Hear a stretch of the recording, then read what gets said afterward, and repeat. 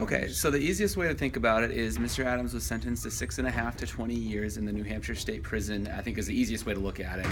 The court sentenced him to 10 to 30 years, but was willing to take off 3.5 years of the minimum sentence, which is the 10 years. So that means he will serve 6.5 to 20 years. What that also means is because he's serving a sentence in Vermont, it'll run concurrently. So he will serve his time in Vermont concurrent, any credit he gets then towards the 6.5 years. And then once his Vermont sentence is complete, he'll come to New Hampshire to serve out the rest of his sentence. So how much time will he serve in New Hampshire then? So it'll be whatever the balance is left after he finishes. So right now he'll start serving his 6.5 years in New Hampshire, but he's going to serve that in Vermont while he's also serving it. So Vermont will likely hold him up until the point where their sentence is actually going to be maximumed out, which will be in December of 2022. So then in December of 2022, whatever is left on the 6.5 years, he'll then come to New Hampshire to serve out the remainder. So what do you think this says to people who, participate in reckless and dangerous behavior?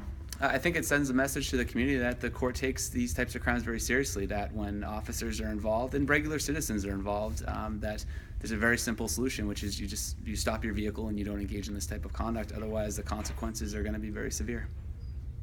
Now, the charge of him going recklessly at Officer Ball. Yes. Was that null prost, or was that? No, the charge that he's serving the 6.5 year sentence is on Officer Ball. There was two charges with Officer Ball. One, the jury acquitted the defendant, found him not guilty. The other, they found him guilty of. Is it easy to describe which charge they didn't find him guilty, which charge they did? Sure. There was actually two charges. The first was that we alleged that he had driven at Officer Ball as he was backing out of a driveway, and the second charge alleged that he had driven at Officer Ball in what was considered the old Foster's parking lot in Rochester. So the jury found him not guilty of the first one and guilty of the second one, and then the third charge was essentially the high-speed chase through Rochester, which the jury also found him guilty of.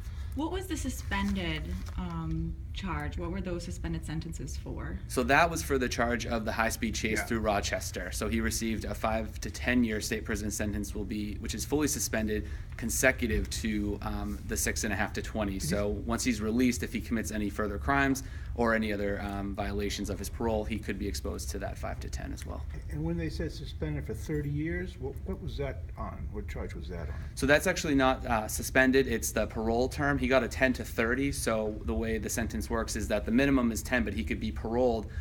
He could be on parole all the way up to 30 years, but the court took off 10 years off of that 30-year number, meaning that if he's of good behavior, his parole will only be 20 years as opposed to 30 years.